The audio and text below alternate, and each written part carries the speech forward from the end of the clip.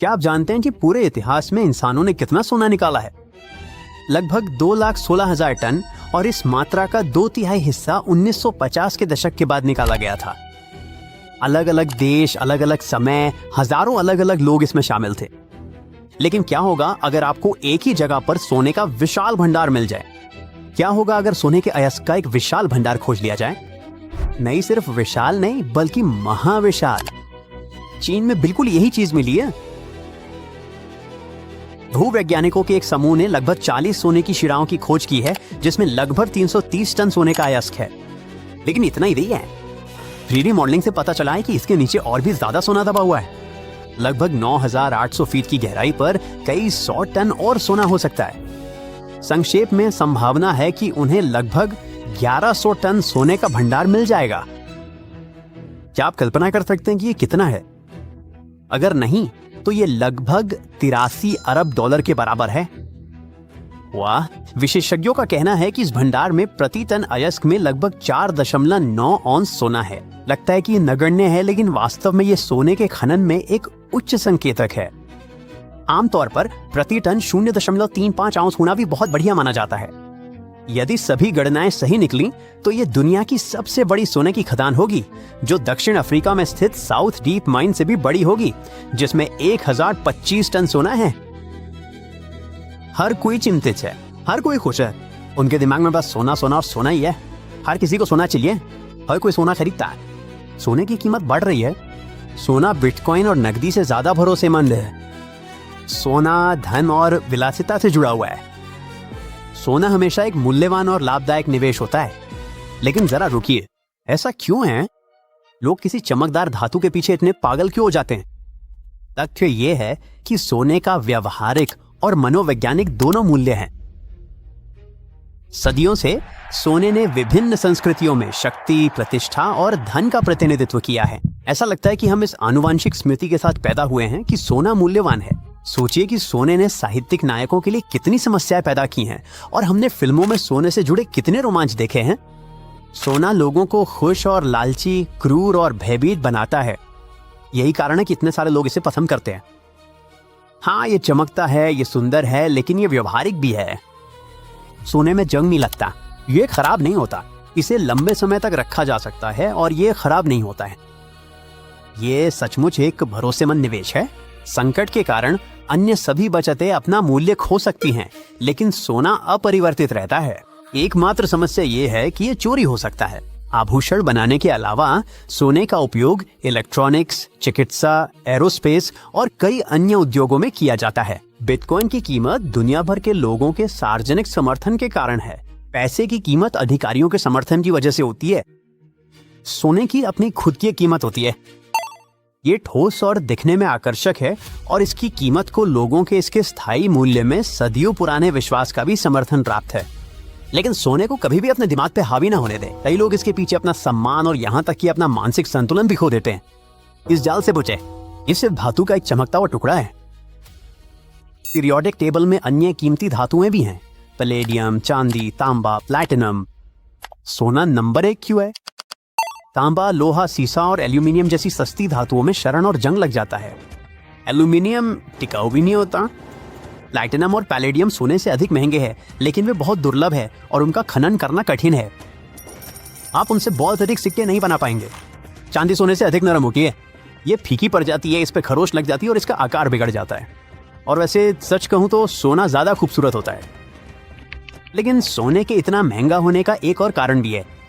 इसे पाना काफी मुश्किल है। सोने का खनन एक बहुत ही मेहनत भरा और लंबा काम है। फिल्मों या डॉक्यूमेंट्री में आपने लोगों को नदी के मुहाने पे खड़े होकर गाद और मिट्टी इकट्ठा करते हुए, उसे जाली और छोटे जालों से छानते हुए और वहां सोने के कण ढूंढते हुए देखा होगा। सोने के खनन का ये एक तरीका है। सिर्फ कुछ छोटे टुकड़े पाने के लिए आपको कड़ी मेहनत करनी पड़ती है। वे सोना कैसे ढूंढता है? पहले ये किस्मत की बात होती थी। कोई किनारे पे टहल रहा था और उसने पानी में कुछ चमकता हुआ देखा। लेकिन आज सोना खोजने के तरीके कहीं अधिक प्रभावी हैं।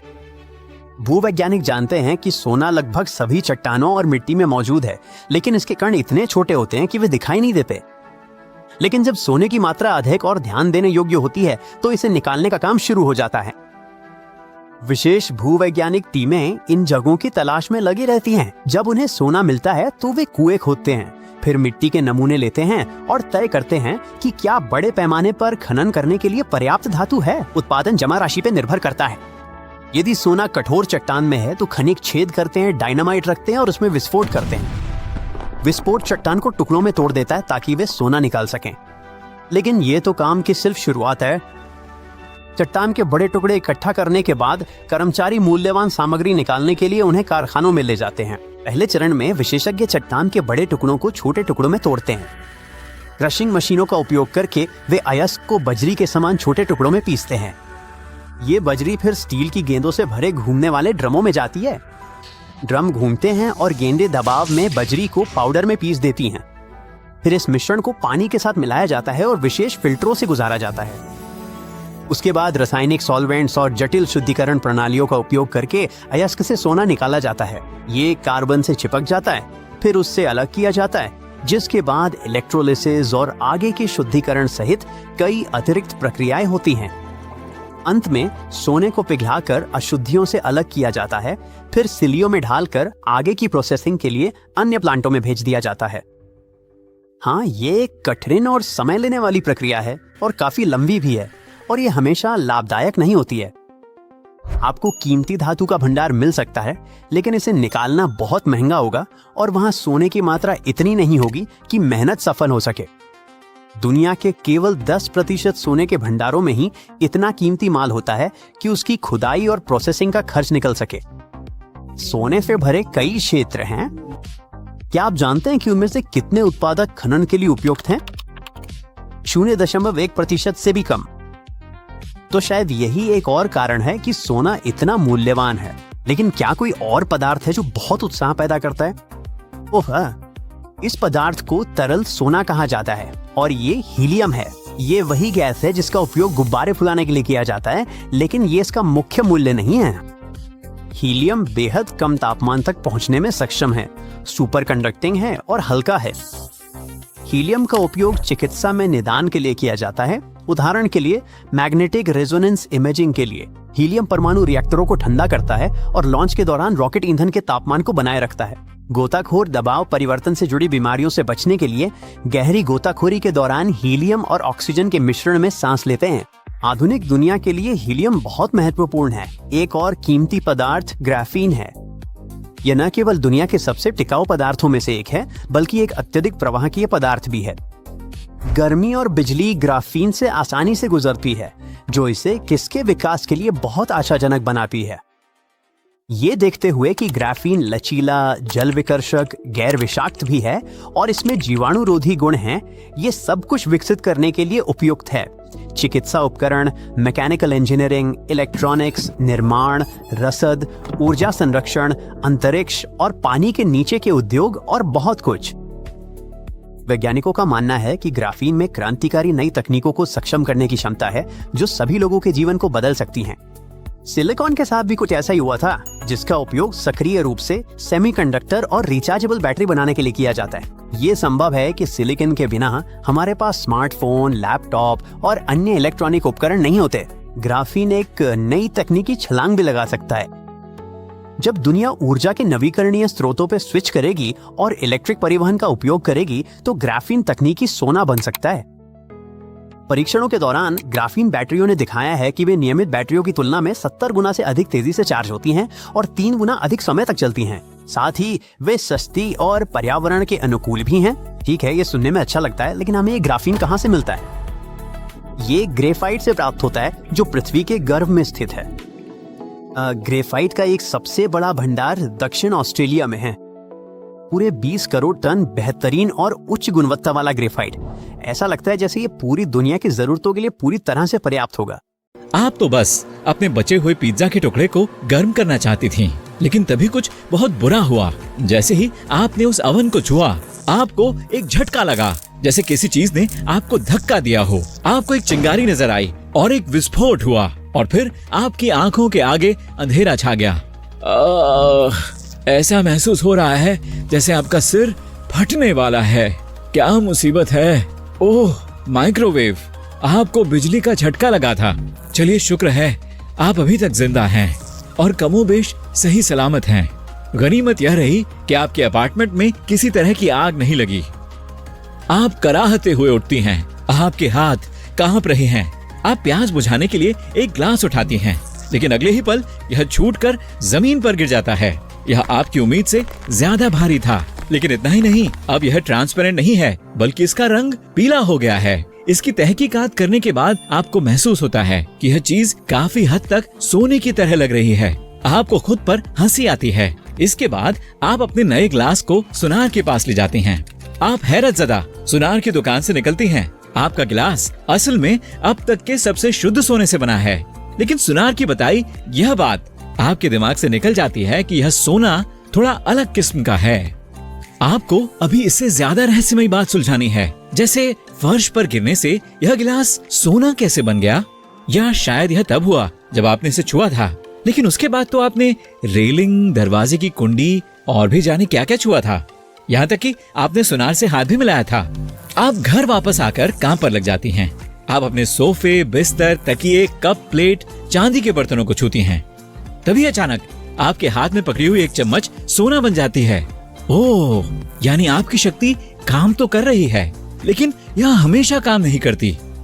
फिर भी आप अमीर बनने वाली हैं। क्यों? आपको मालूम है, सोना यह बहुत कीमती चीज है। यह खराब नहीं होती, इसे पिघलाना आसान है और यह काफी दुर्लभ भी है, जिसकी वजह से लोग इसकी कद्र करते हैं। आप अपने उन सभी सपनों के बारे में सोचने लगती हैं जो आखिरकार सच होने वाले हैं।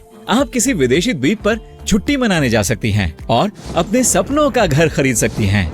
लेकिन इस समय आपको मालूम नहीं है कि आपकी नई शक्ति कितनी बड़ी मुसीबत खड़ी कर सकती है।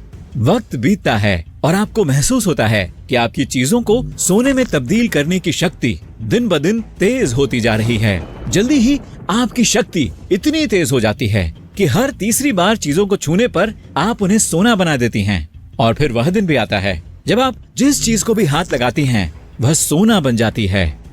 5 मिनट की खुशी के बाद आपको महसूस होता है कि यह असल में इतना भी अच्छा नहीं है। अब आप खाना कैसे बनाएंगी, कैसे सोएंगी, अपने कुत्ते को टहलाने के लिए कैसे ले जाएंगी? आपका डर बढ़ने लगता है। आपको समझ आने लगता है कि आपकी शक्ति एक अभिशाप बन सकती है, जैसे राजा मिडास के साथ हुआ था। यह एक किस्सा है जो एक राजा के बारे में है। वह एक बड़े महल में अपना आरामदायक और सुखी जीवन जी रहा था, लेकिन वह आदमी इससे खुश नहीं था। उसकी लालसा इससे भी ज्यादा थी। वह चाहता था कि वह जिस चीज को भी छुए वही सोना बन जाए। इससे आपको यकीनन कुछ याद आया होगा।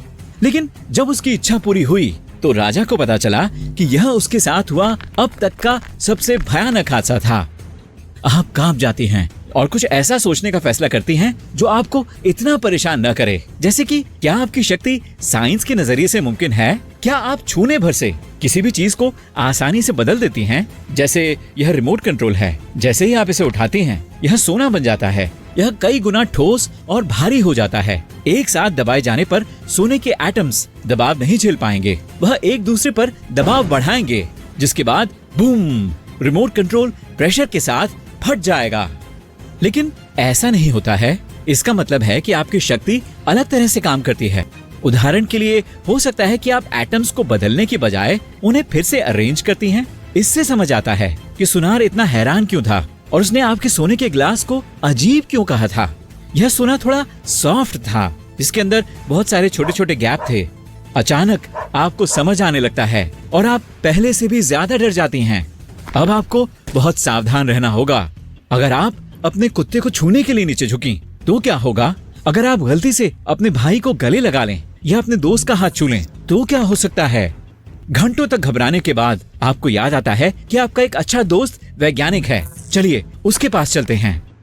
अपने डर पर काबू पाने के बाद आपका दोस्त काम पर लग जाता है। जल्द ही वह आपको इसका उपाय ला कर देता है। एक खास चीज से बने एक जोड़ी दस्ताने। आपको ये दस्ताने हर समय पहन कर रखने होंगे। आपका दोस्त गहराई से बताने की कोशिश कर रहा है कि यह दस्ताने दुनिया को आपसे कैसे बचाएंगे।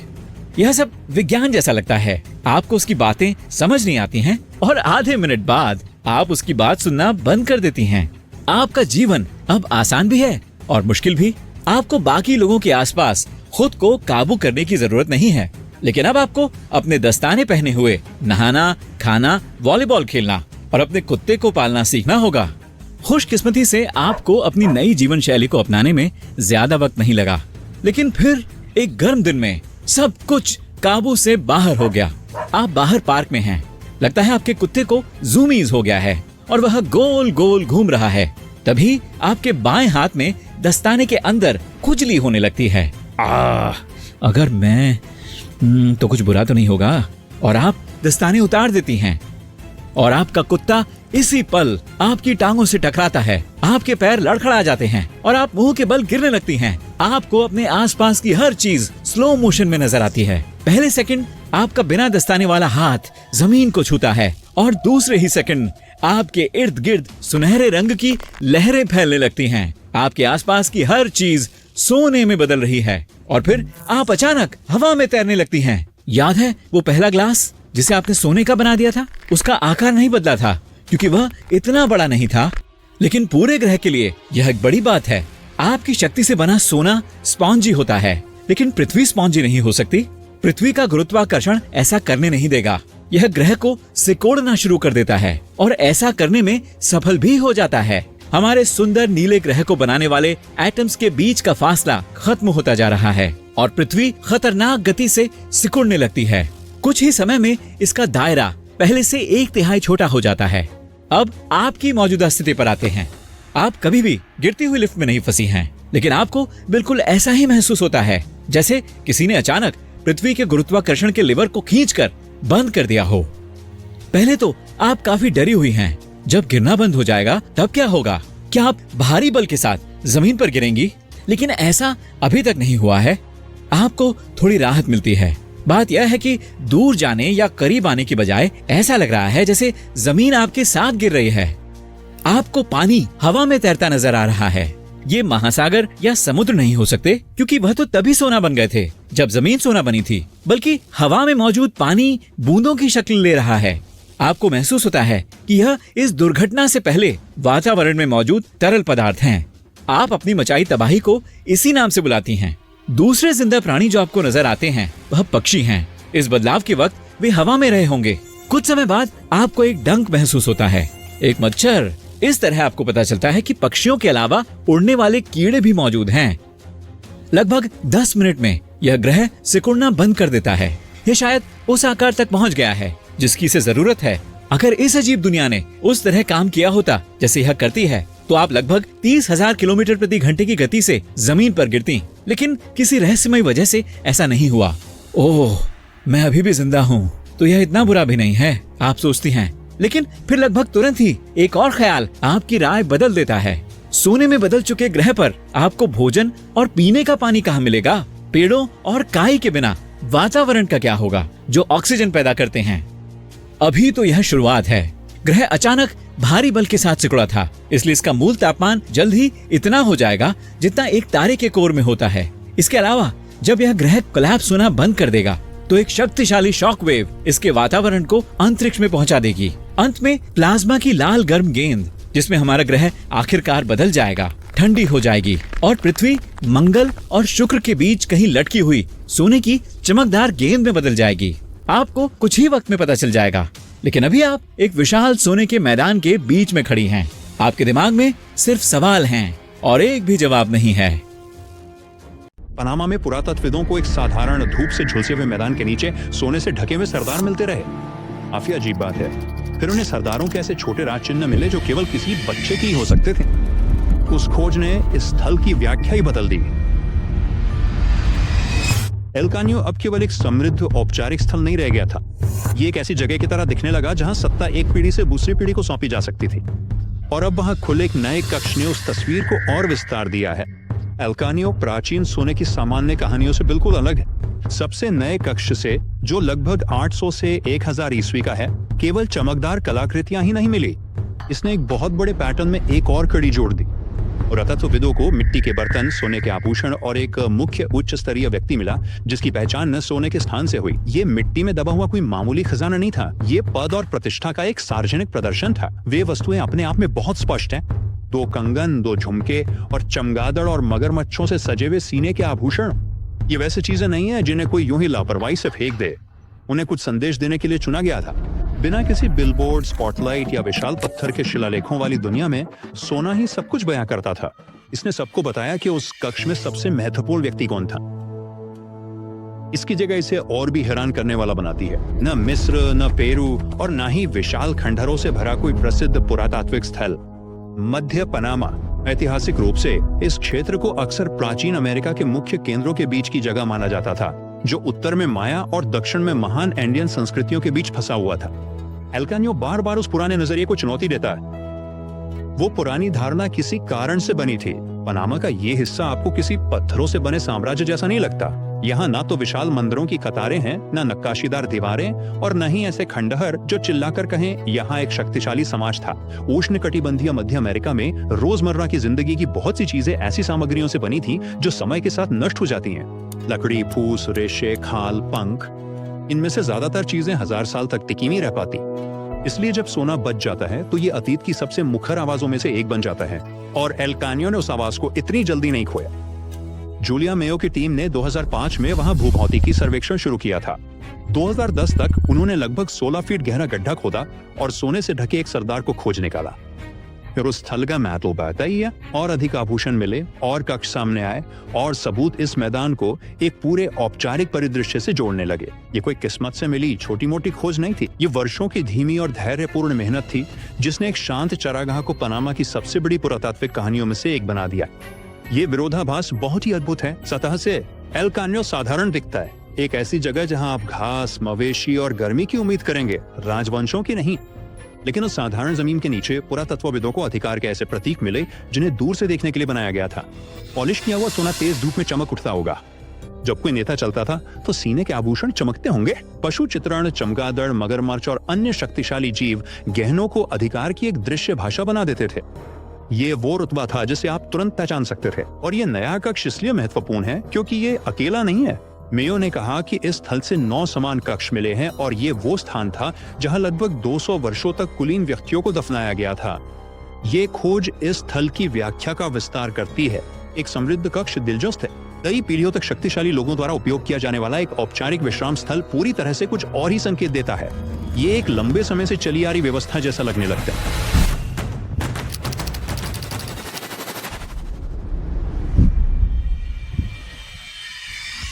आप उस व्यवस्था को 2024 की एक और बड़ी एल कानियो खोज में और भी स्पष्ट रूप से देख सकते हैं। पुरातत्वविदों ने 750 से 800 ईस्वी के आसपास दफन एक महत्वपूर्ण कोकले लॉर्ड के साझा कक्ष का पता लगाया। अंदर सोने के आभूषण, मिट्टी की वस्तुएं, घंटियां, स्कर्ट और बांसुरी का एक सेट था। टीम ने उन्हें लॉर्ड ऑफ द फ्लूट्स का नाम दिया, जो लगभग पौराणिक लगता है जब तक कि आपको याद ना आए कि ये कोई मिथक नहीं है। ये उसी स्थल पर पाई गई एक वास्तविक औपचारिक परंपरा का एक वास्तविक व्यक्ति है। उस दफन स्थल के आसपास दायरा और भी बढ़ जाता है। शोधकर्ताओं को उसी परिवेश में रखे गए कई अन्य व्यक्ति मिले। रिपोर्टों में कहा गया है कि कुल संख्या 30 से अधिक लोगों तक पहुंच सकती है। उस समय आप अब केवल वस्तुओं के संग्रह वाले एक महत्वपूर्ण व्यक्ति को नहीं देख रहे होते हैं। आप एक घटना, एक सुनियोजित प्रदर्शन देख रहे हैं, जो देखने वाले हर किसी के लिए एक संदेश है कि ये नेता एक बहुत बड़ी सामाजिक व्यवस्था के केंद्र में था। इस व्याख्या को शोध का समर्थन प्राप्त है। एल कानियो के कई कक्षों के 2020 के एक अध्ययन में बार बार वही बुनियादी पैटर्न पाया गया। एक उच्चतम स्तर का व्यक्ति और अन्य लोग उस केंद्रीय आकृति के चारों ओर व्यवस्थित थे, और एक मजबूत भावना कि पूरी रचना सामाजिक व्यवस्था का प्रतिनिधित्व करती थी। लेखकों ने यह भी निष्कर्ष निकाला कि इनमें से कुछ अंतिम समारोहों में बहुत कठोर अनुष्ठान प्रथाएं शामिल थी। लेआउट स्वयं शक्ति के प्रदर्शन का हिस्सा था। अब बच्चों के आकार के राज चिन्हों पर वापस चलते हैं, क्योंकि ये सबसे अजीब सुराग हो सकता है। मेयो की शुरुआती सफलताओं में से एक तब मिली जब उन्हें एहसास हुआ कि सोने की छोटी वस्तुओं का एक सेट एक वयस्क के लिए बहुत छोटा था। वे एक ऐसे बच्चे के लग रहे थे जिसे एक मुखिया की तरह सजाया गया था। बाद में टीम को 12 साल के लड़के के कंकाल पर सोने के बाजूबंद मिले। दोनों खोजें एक ही दिशा में इशारा करती हैं। यहाँ रुतबा शायद ऐसी चीज नहीं थी जिसे किसी व्यक्ति ने जीवन के उत्तरार्ध में कमाया हो। ये जन्म से शुरू हो गया होगा। वो निहितार्थ महत्वपूर्ण है। यदि पद पिता से पुत्र को मिलता था तो एल कानियो हमें केवल कुछ अलग थलग नेता नहीं दिखा रहा था। ये एक वंशानुगत शक्ति व्यवस्था को उजागर कर रहा था।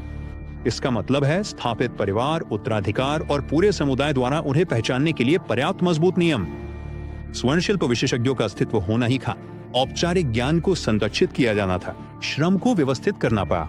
ये कोई छोटे मोटे गांव नहीं थे जो चलते फिरते सब कुछ जुगाड़ से कर रहे थे। ये एक व्यवस्थित ढांचा था। ये भी बताता है कि एल कानियो खजाने की कहानी से बड़ा क्यों लगता है। सोना सबसे पहले ध्यान खींचता। असली विषय राजनीतिक परिपक्वता है। वस्तुएं केवल इसलिए उपयोगी हैं क्योंकि वे क्या प्रकट करती, पदानुक्रम, समारोह, विरासत में मिला अधिकार और एक नेतृत्व वर्ग जो शक्ति का प्रदर्शन ऐसे कर सकता था जिसे हर कोई समझ सके। सोना वो है जो सबसे पहले आपकी आंखों को भाता है। चमक फीकी पड़ने के बाद सामाजिक व्यवस्था ही स्थल को दिलचस्प बनाए रखती है। एल कानियो के इतना महत्वपूर्ण होने का एक और कारण है।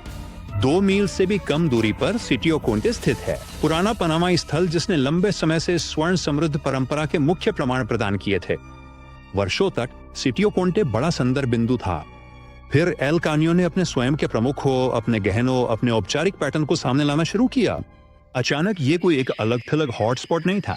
ये एक व्यापक सांस्कृतिक दुनिया थी जो उसी परिदृश्य में सबके सामने छिपी हुई थी। एक बार जब आप उस दुनिया की कल्पना करते हैं तो एल कानियो अविश्वसनीय रूप से दृश्यमान हो जाता है। कोई विशाल पत्थर के स्मारक नहीं है। एक समारोह फिर भी भव्य महसूस हो सकता है। बांसुरी बज रही है, घंटियां हिल रही हैं, सोने की छाती की प्लेटें चमक रही हैं, कपड़ों में मोती सिले हुए हैं, जानवरों के प्रतीक वंश और पद को दर्शा रहे हैं। एल कानियो में मिले एक शुरुआती प्रमुख ने सोने की छाती की प्लेटें, बाजूबंद, घंटियों का कंगन, खोखले सोने के मोतियों की बेल्ट पहनी थी और 2000 से अधिक छोटे सोने के गोले इस तरह व्यवस्थित थे जैसे किसी सैश पर सिले हो। ये कोई साधारण फैशन नहीं है, ये औपचारिक रंगमंच है। इन अंतिम समारोहों में से एक की कल्पना करें। एक नेता को केंद्र में रखा जाता है, सोना रोशनी को पकड़ता है, संगीत पूरे मैदान में गूंजता है, साथियों को सख्त अर्थ के साथ व्यवस्थित किया गया है। उपस्थित हर कोई बिना किसी लिखित शब्द के दृश्य को पढ़ सकता है। इस व्यक्ति का स्थान सर्वोच्च था। ये परिवार महत्वपूर्ण थे। ये व्यवस्था अब भी जारी है। मुद्दा निजी दुख नहीं था, मुद्दा सार्वजनिक स्मृति और सार्वजनिक पदानुक्रम था। यही कारण है कि एल कानियो पनामा के इतिहास को एक बहुत ही विशिष्ट तरीके से बदल देता है।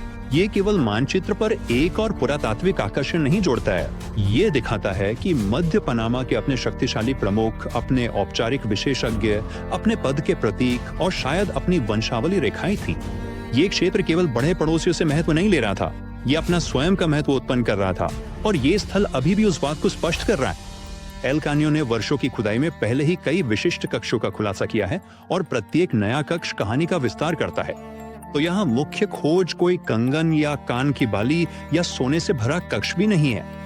ये इस बात का एहसास है कि एक साधारण पनामाई मैदान शासकों के कब्रिस्तान और एक भूली हुई शक्ति प्रणाली के सुराग छिपाए हुए था जो पूरे समय वहीं थी, बस किसी के गहराई से देखने का इंतजार कर रही थी।